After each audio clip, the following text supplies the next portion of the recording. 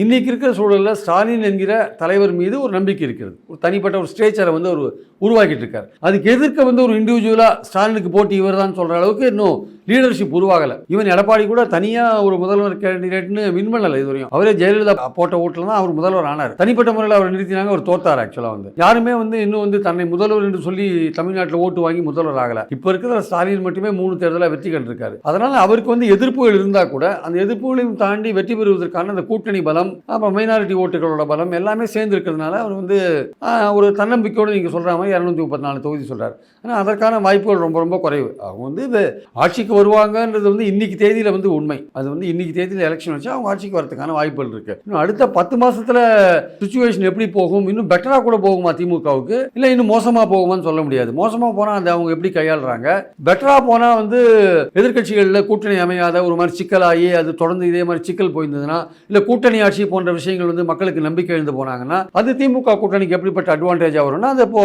திமுகவுக்கு பிரம்மாண்டமான ஒரு வெற்றியா மாறும். அதனால வந்து இன்னைக்கு இருக்கிற சூழலில் அவங்க 234 வந்து ஒரு நம்பிக்கையின் அடிப்படையில் தொண்டர்களை உற்சாகப்படுத்துறது சொல்றாங்க.